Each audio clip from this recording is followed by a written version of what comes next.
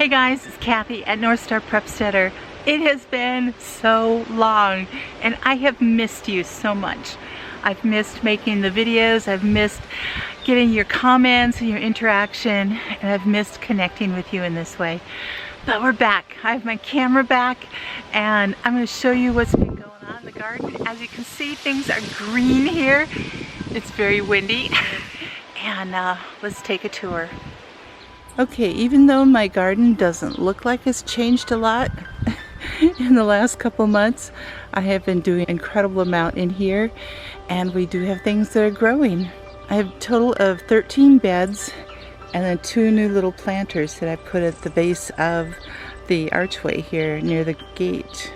One of the new things I did was put a threshold at the base of the arbor for the gate, and it serves a couple purposes. One, it makes a nice threshold here. It's also keeping these posts spread apart for when they shift in the freezing and thawing and the heaving that goes on in our climate. So I'm going to put up a lot of images of a couple of the beds that I had to redo. This one is a brand new build.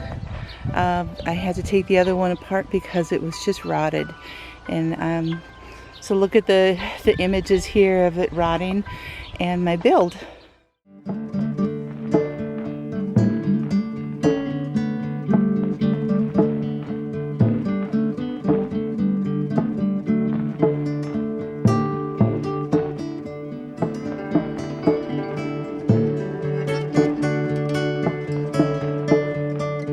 The same with this one. So I have 2 brand new beds that I had to build. This one, you can see that what I did is I took the dirt and I mounded it up in the middle so that I could get the boards out as well as put the new ones in. And again, it's just untreated pine. Because of my climate and because of the extreme weather that we go through, one of the things that I do here so that these beds don't leak soil and water between the boards is that I do caulk between the boards here. I have found that that works really well so that I don't lose soil or nutrients for the soil. Also this year I put a middle board in here as a brace to hold it together because the other ones, the old ones, even though it's just a 6-foot board, they still warped apart. So give it a little bit more bracing and that really helps out. So I used the same structure that I've done with all the beds, putting the 4 boards together, 2 layers, and then connecting the 2 layers with these corner braces. And I used 2x8s for the beds and then 1x4s for the corner braces. And you can see I just made a brace that looks like this. I put it together and then pre-drill the holes and then the screws too. And then all I have to do is just put it up against the corner and screw them in. Makes it really handy. So those are the 2 big contributions to the spring garden here, is rebuilding these beds, and that has taken a while. So then I also, like I said, built these couple of planters out of the same exact process here. The 2 layers of 2x8s and a corner brace. I also screwed it in a couple places here to the posts to make it really secure. And I can even stand on it and everything. Then what I did is added some fencing to trellis all the way up to the top, and I will do the same on the other side, and then I'm also going to trellis over the top. And this is where this year I'm putting Kajari melons in here, so they are growing like crazy and ready to get out here. Another big project I have to do this week is to replace this post because for some reason it has bowed out. It's got a curve in it right here, and what it does is it prevents the gate from swinging and hitting properly. And I've already adjusted everything and I've done all kinds of things, but in comparison to the other posts, it is got a distinctive curve in it, and really the only way to fix this is to replace it. So So I have to do that before I can attach this box, before I can put the kajaris out here, and they are ready to come out. And the weather is ready to have them come out, so this is going to be another big project for me in the next couple days, is to replace that. So all these beds this year, I am adding a lot of organic straw, and it's organic oat straw. So one of the, there's a lot of benefits to it, but one of the downsides is that there are still seeds in the straw, and so they're trying to grow oats in the garden. So I just have to know that those are coming up. They're not weeds, they're not grass, it's oats. But as long as I know that's what it is, I can deal with it and be okay with it. This bed is going to have the peppers in it, and I'm just waiting until tonight and tomorrow when some severe storms pass, and then I'm going to put them out here.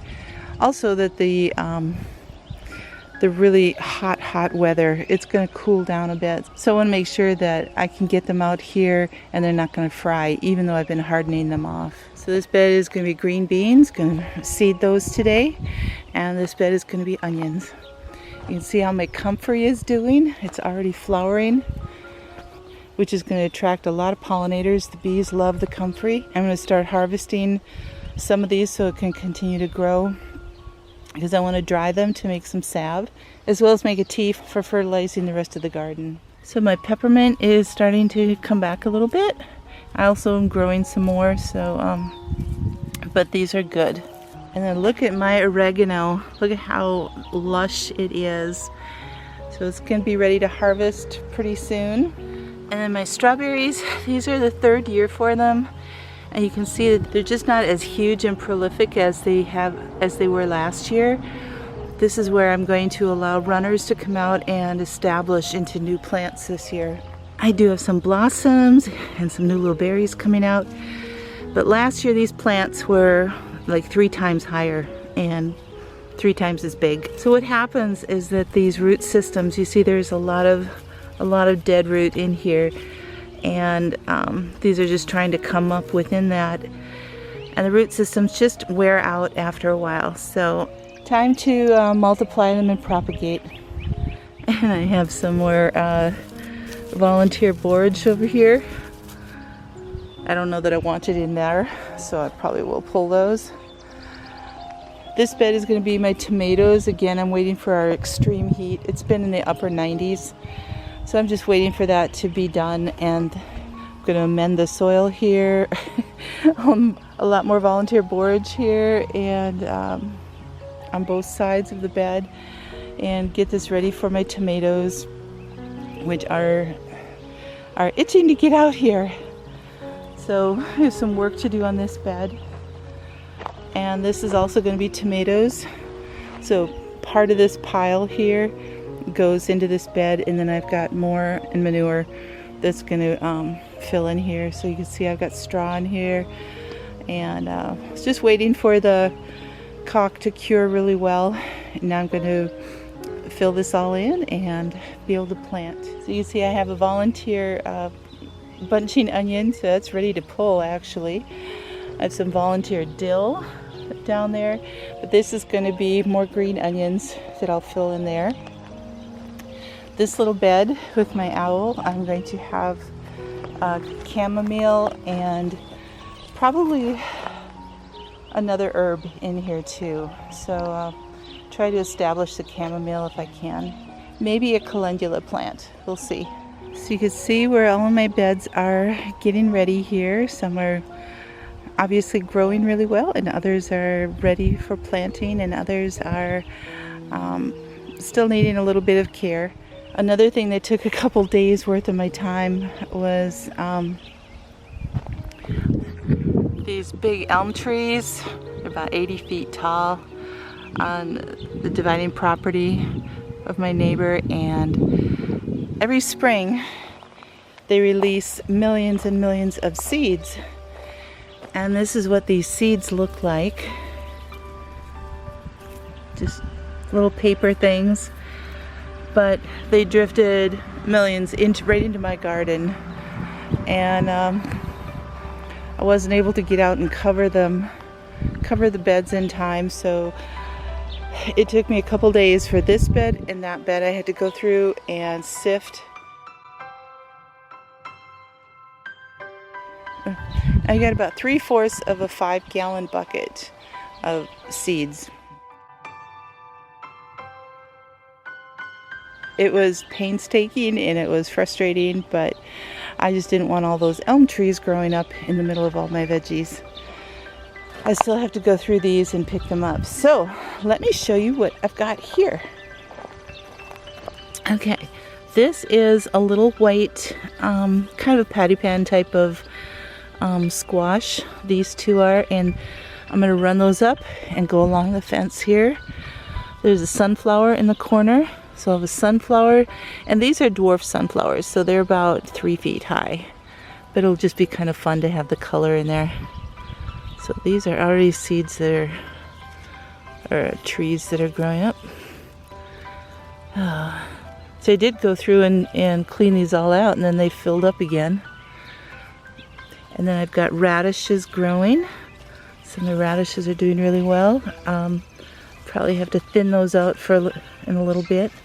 I have one pea coming up. This is I got this from Southern Blessed Homestead. It's a zipper cream pea from the south, and I have only one that's growing, and it looks like it's getting a little bit eaten. Some more radishes here, and then I've got, in each of the beds I have a couple butternut squashes. So there's something that was eating this one, so I have to really look and watch what's happening here. But so my plan is,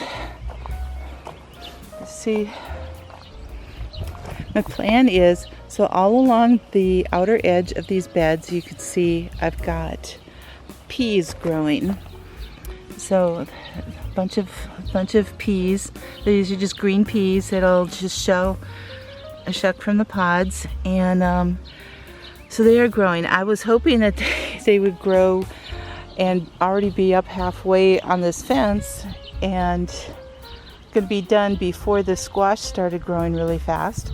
But the squash is growing mighty fast. So here's a couple more squash. So my plan was that once the peas were up and done, the squash I could then put onto the fence in place of the peas and have it run along the fence. So we'll see. I may have to adjust that. They may end up coming out into my walkway and running that way, which I really would not want to do, but if the peas aren't done and the squash is huge, that may be what I have to do. So you can see the radishes growing there. I put a bunch of little basil in here, so I think that's what's growing there. It's taking a while. And you can see all of the little trees starting here. So I've got a lot of elm trees growing already. They grow so fast. And here I have some Swiss chard going on. I've got rainbow chard, so there's some red and some yellow here going on. And then another sunflower, more peas along here. Carrots are coming up in this middle bed. I've got carrots that are growing all along the inner edge here. And in the far left bed, I've got, again, more peas growing up. And these are beets. They're the golden beets, so they're a little close together. I've got to thin these out. But look at all of these seeds here that are just going to keep growing up. It's just aggravating. And some more butternut squash. And a few more beets here, and the peas growing along here. And then I've got lettuce. I also have some calendula growing up here. The lettuce I'm growing is a Rocky Top lettuce from Baker Creek. And yeah, this one is not doing so nicely. I don't know what's getting it. It's just been so hot too. I don't see any evidence of any squash bugs or squash beetles, but yeah, so Rocky Top lettuce. I grew this last year and it lasted all season. It was wonderful before bolting. So it didn't, even when the extreme hot weather hit, it didn't bolt. So it was wonderful. Again, at the end here is a patty pan. Like a little white, it's like a little white squash, and that'll grow up along the fence here. And some more another sunflower on the end, and peas in the back. So I've tried to take full advantage of the space in my beds here along the fence, and these will switch up every year, and we'll see how things grow. I'm just kind of excited to be able to put a really huge mix in here, especially of things that maybe I only want a few plants of, and I don't want to take up all the room in the main beds here. I'm sorry that my camera was out because we missed the incredible lilacs this year. You can see they're all dead now. They're all done blooming. It was about a week ago they finished, and they were just incredibly gorgeous. This whole hedge was just so full of them. They were incredible. They were so fragrant, and when the wind blew, it was like the whole house smelled of them, and it was so beautiful. So you can see my Macintosh apples. I've already bloomed and the blossoms dropped and the apples are starting. I need to water the trees pretty desperately. You can see they're starting to curl, and these apples that I do have are going to start falling off because we just haven't had enough rain here. It's been way too dry. My Harrelson tree, which is this monster tree, has got quite a few on there too. And then my other apple tree, which is a Connell Red, and I've got a number of apples on here too. This was loaded with blossoms this year too. You can see my little bitty apples here. They have taken quite a wind beating this last week. And then another peony bush here. Look at how these are open. This would be like a double peony. You'd see how beautiful it is, how it's just kind of nice to have a little bit of beauty in the yard that gives some color. Along this part of the house, we've got ferns growing and lilies of the valley. Now, if you're not familiar with the lily of the valley, and these are almost done. They're starting to dry off. But they put out this little sprig of white flowers. They look like little bells. And now this plant, and I'm not sure if it's the flower, the leaf, or the root, but it is a poisonous plant, and it actually, they make digitalis out of it, and digitalis is a heart medicine, a very, very strong heart medicine. But you're surprised that we can grow ferns in Minnesota. So there we go, guys. And I've got some grass growing up along the edges of the garden here that I need to take care of, which is always an issue, but for the most part, the weeds are staying out of the garden.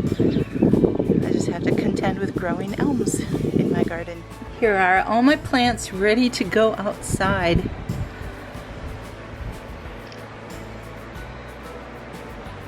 Tomatoes, peppers, borage, Kajari melons, herbs and flowers, and lots of things. They're so ready.